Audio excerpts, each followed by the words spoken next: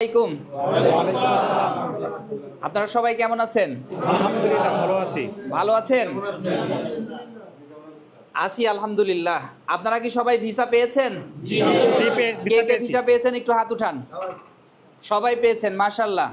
কোন দেশের ভিসা পেয়েছেন? দুবাই। দুবাই না এখন বন্ধ?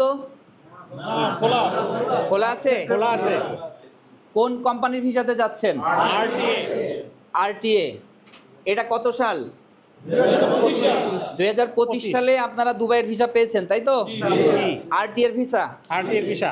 আপনাদের ফ্লাইট তো এই মাসেই ইনশাআল্লাহ। ওকে, তো আপনারা আমরা যেভাবে বলেছিলাম সেভাবেই তো টাকা পেমেন্ট করতে পারছেন? জি।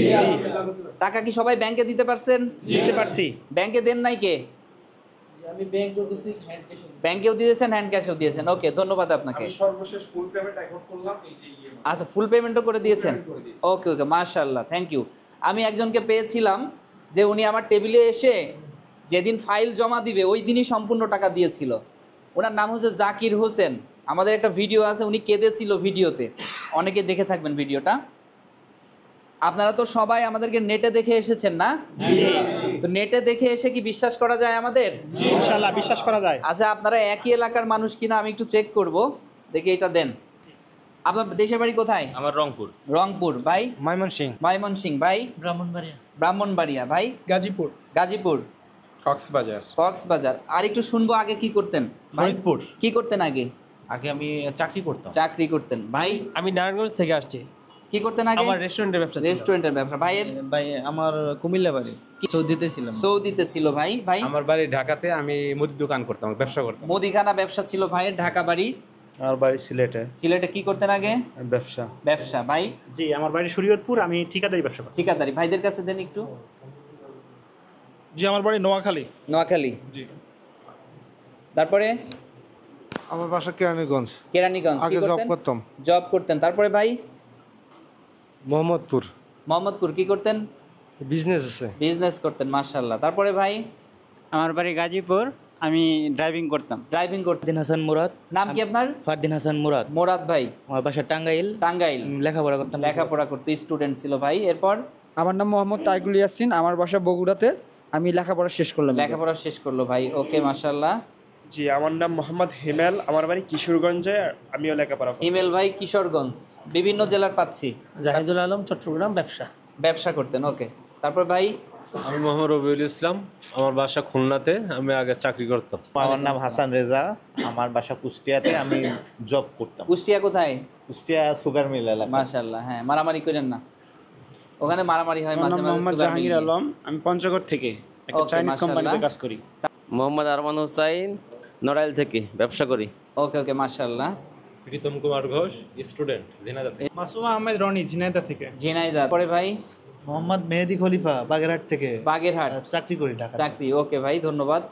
মোহাম্মদ মাহফুজার রহমান, লালমনিরহাট জেলা থেকে, আমি ইউনিয়ন ডিজিটাল সেন্টারে কাজ করি। ইউনিয়ন ডিজিটাল সেন্টারে। ওকে, মাশাআল্লাহ। তারপরে?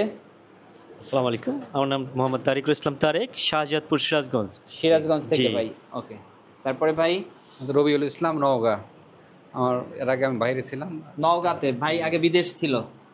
আসসালামু আলাইকুম, আমি মোহাম্মদ পারভেজ, কুমিল্লা থেকে। আমি আগে পড়ালেখা করতাম। মোহাম্মদ আবুল কালাম আজাদ, রংপুর থেকে, চাকরি করতাম আগে। রংপুর থেকে। তারপরে ভাই? আসসালামু আলাইকুম, আমি নুরুল ইসলাম, টাঙ্গাইল থেকে, আগে বিজনেসের সাথে ছিলাম। ওকে, নেক্সট। আমার নাম মোহাম্মদ রাব্বি হোসেন, কুমিল্লা থেকে। ওকে ভাই, এবার আপনাদের কাছে প্রশ্ন, বলেন তো কোন জেলার মানুষ নাই? পুরস্কার আছে তার জন্য। নোয়াখালী আছে। রংপুরও আছে। হ্যাঁ হ্যাঁ, মাগুরা নাই, রাজশাহী নাই। ওকে, পুরস্কার নেবেন কিন্তু দিব যাওয়ার সময়। ওকে, এবারে বাগেরহাট আছে। এলোমেলো বললে হবে না, মানে শোনেন নাই সবাই। আচ্ছা, তার মানে বুঝলাম যে আপনারা সবাই আমাদের অনলাইন থেকে এসেছেন, তাই তো? এবং বিশ্বাস করে এসেছেন। বিশ্বাসে কি পেয়েছেন বস্তু? ভিসা পেয়েছেন। আপনাদের প্রতি কথা হচ্ছে, আপনারা যেভাবে আমাদের বিশ্বাস করেছেন আমরাও আপনাদের বিশ্বাস করেছি। এখন ভিসাও পেয়েছেন। আপনাদের কাছে কথা থাকবে, বিদেশ যাওয়ার পরে, যাওয়ার সাথে সাথে আপনার সাথে আমার সম্পর্ক শেষ হয়ে যাবে? শেষ হবে না। 10 বছর থাকবেন, 10 বছরই যোগাযোগ করবেন ইনশাআল্লাহ। 2 মাস থাকবেন, 2 মাসই যোগাযোগ করবেন। 2 মাসের কথা কেন বললাম? অনেকে 2 মাস পরেও চলে আসে। অনেক সমস্যা। এর আগে একজনকে পেলাম যে তার হচ্ছে গার্লফ্রেন্ড চলে যাচ্ছে, বলছে যে আমাকে ভাই এসে বিয়ে করে আবার যেতে হবে, না হলে এই মেয়ে থাকবে না। তো জীবন তো একটাই, কিছু মেনে নিতে হবে। এখন কোম্পানিতে কথা বলি, এখন যে পর্যায়ে আছে তাকে টাকা জমা দিয়ে আসতে হবে, পরে তার জিম্মাদারি নিয়ে দেশে নিয়ে আসছি, যদিও সে আবার গিয়েছে। ঠিক আছে, আলহামদুলিল্লাহ। আবার কিছু মানুষ আছে একবারে চলে আসে, ব্যবসা করছে, বিভিন্ন সুযোগ সুবিধা অসুবিধা মিলায় সব কিছুই আছে। তো আপনাদের কাছে কথা চাওয়া থাকবে এটাই, বিপদে পড়েন, ভালো থাকেন, খারাপ থাকেন, আমাদের সাথে যোগাযোগ করবেন। আমরা যেহেতু একটা কমিটমেন্ট আপনাদেরকে দিয়েছি, কিভাবে আমাদের কোম্পানির সাথে কমিটমেন্ট আছে যে এইটা আমার ভাইদের দিতে হবে। যদি আপনারা কেউ না পান, আপনারা আমাকে জানালে আমি ফোর্স করে দিতে বাধ্য করব। তারা দিবেই, কেননা তাদের সাথে আমার লিখিত আছে। এছাড়াও যদি কোনো প্রবলেম হয়, সমাধান আছে। কারণ দুবাইতে আমরা কি একদিন কাজ করি? দীর্ঘদিন কাজ করি। দুবাইয়ের চতুর্দিকে আমাদের ভাইরা ছড়াই ছিটে আছে, আপনাদের মতো ভাই। আজকে মনে করেন আপনি গেলেন, 2 দিন পরে আমার আরেক ভাই গেল, যদি বলি ভাই এই ভাইটার একটু সমস্যা দেখেন, দেখবেন না আপনারা? বলেন। কারণ আপনি দেখলে আপনারটাও আরেকজন দেখবে। ঠিক আছে, ছোট একটা গল্প বলি। আমার কাজিন দুবাইতে ট্রান্সগার্ড কোম্পানিতে 17 বছর ট্রান্সগার্ড কোম্পানিতে আমরা কাজ করি, ডেলিগেট কিন্তু আমার অফিসে আসে। উনিও একজন ডেলিগেট হয়ে বিভিন্ন দেশে, পাকিস্তানে বা অন্যান্য দেশে যায়। তো ওনার সাথে একজন কাজ করতো, সে যে কোনো কারণে অ্যাক্সিডেন্ট করে তার হাত ভেঙে যায়, ডান হাত। খাওয়াবে কে?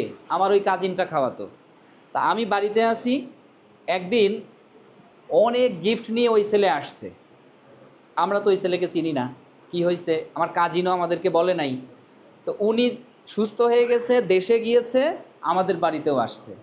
বলে যে আপনার ভাই না থাকলে আমার হয়তো চাকরি থাকতো না, চাকরি চলে যেত, এবং আমি খেতেও পারতাম না, অনেক অনেক সমস্যা ছিল। তো উনি যে ভালোবাসা ওই দিন দেখাইছে, মানে অনেক কিছু কিনে নিয়ে আসছে। নর্মালি আত্মীয় স্বজন এগুলো নিয়ে আসে না, ঠিক আছে? তো কিছু নিয়ে আসার থেকে সব থেকে বড় হচ্ছে ভালোবাসা। আর ওই লোকটা ওখানে অসুস্থ থাকার পরে যে ইনকামগুলো করছে, তার ফ্যামিলিকে সাপোর্ট দিতে পারছে, এটার জন্য কিন্তু আমার কাজিনটা দুনিয়াতে কিছু না পাইলেও আল্লাহর কাছে ওই সমান টাকা দান করার সওয়াব পাইছে, আমার এটা মনে হয়। কারণ ওই লোক চলে আসলে তো চলেই আসতো, হয়তো একটু সেবা করছে, কোম্পানিতে বলে তাকে ওখানে রাখছে, বা টাইম টু টাইম খাওয়াই দিছে। কেউ অ্যাক্সিডেন্ট করলে তার কোম্পানি কাজ করতে বলে না, বলে? কিন্তু তার খাওয়া দাওয়ার একটা ব্যাপার আছে। তো আপনারাও আপনাদের কোনো ভাইয়ের যদি এমন প্রবলেম হয়, এটা মানবিক স্বার্থে আপনারা তাদেরকে পাশে থাকবেন, সমাধান করবেন। সব সময়ের জন্য চেষ্টা করবেন কিছুটা পকেট থেকে মানুষকে দেওয়ার। অনেকেই প্রবাসী আছে, আমার সাথে কথা হয় যে বিদেশ গেলে তারা কিন্তু প্রচুর দেয় মানুষকে, কিন্তু একটা সময়ে আমার কাছে সেদিন একজন আসছিল যে উনি 18 বছর বিদেশ, পরিবারে এত টাকা দিয়েছে, ভাইকে দিয়েছে, আত্মীয় স্বজনকে দিয়েছে, এখন ওনার কিছুই নাই, একটা অটো কিনবে সেই টাকাটাও কেউ ধার দিচ্ছে না। আমার কাছে এসে কেঁদে পড়লো, আবার বিদেশ যাবে। তো আত্মীয় স্বজনকে দেন, যাকেই দেন সীমাবদ্ধতার মধ্যে দিবেন। আপনার ফ্যামিলি খরচ এখন 2000, আপনার বাবার হাতে 5000 দেন, ফ্যামিলি সচ্ছল থাকুক, নর্মাল না চলুক, বাকি টাকাটা আপনি সেভ করেন। আপনার এখন 10,000 খরচ, 15,000 দেন, ভালো চলুক। বাট আপনার যে মাসে 1 লাখ টাকা ইনকাম, এই টাকাটা দিয়ে দিয়েন না। ওইটা সঞ্চয় করেন, ইনকাম করেছেন আপনি, ওই টাকাটা আপনার, খরচ করার দায়িত্ব আপনার। রেখে দেন, দেশে এসে ভালো একটা কিছু করেন। আর পাশাপাশি পরিবারের দেওয়ার পাশাপাশি সাধারণ মানুষকে কিছু দেন, গরিব মানুষকে কিছু দেন। এটা আপনার আখিরাতের পুঁজি হবে, কাজে লাগবে। এটাই আপনার সেভিংস, এছাড়া কোনো সেভিংস নাই।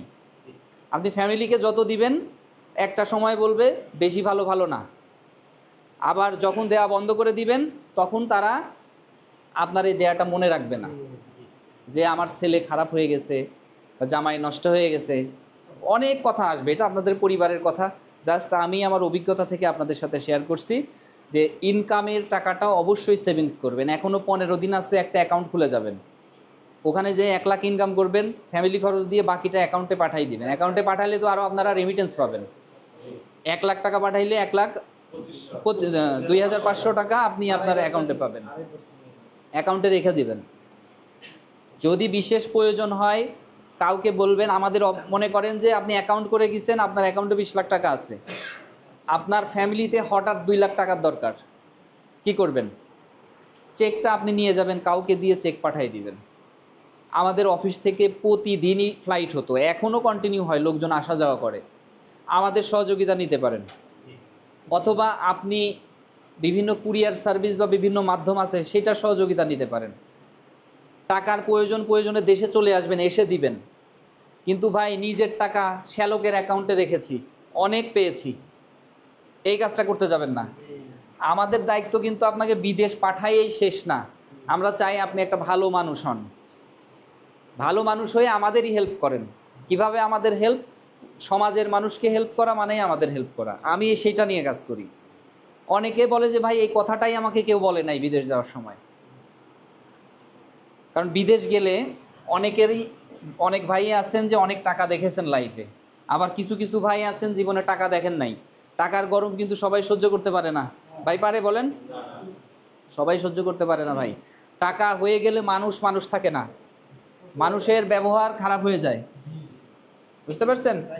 এইটা কখনো হওয়া যাবে না। আমি আল্লাহর কাছে সবসময় সাহায্য চাই যে আল্লাহ আমাকে ধৈর্য দাও, ধৈর্যশীলদের কাতারে রাখো সব সময়ের জন্য। এই যে একটু আগে, আজকের ঘটনা বলি, একটু আগে এক ভাই ছিল, ভিডিও করছিলাম, একজনের ভিসা হয়নি, টাকা ফেরত নেবে। কোন ভাই যেন সাথে ছিল? আপনি ছিলেন। ওনার আমি একটু কথা বলেছিলাম, রাগ করে কথা বলেছিলাম, পরে কিন্তু ওনাকে আবার ঢাকায় নিয়ে এসে মোলাকাত করে পাঠাইছি। কারণ একজনের যখন ভিসা হয় যাবে না, তখন তো রাগ করাটাই আমাদের স্বাভাবিক। আপনাদের সাথে 46 জনের ভিসা হয়েছে, 6 জন লোক যাবে না, এই টাকা কে দিবে বলেন? আপনি দিবেন না আমি দিব? আমি কেন দিব? আমার তো যাচ্ছে। তারপরেও আমি রাগ করি না, কারণ হচ্ছে এইটা রাগ, এটা ইমানদারের সাথে যায় না, মুমিনের সাথে যায় না। অহংকার হচ্ছে এটা আল্লাহর, আল্লাহ অহংকার করবে, আমরা না। তো যাই হোক ভাই, অনেক কথাই বলে ফেললাম।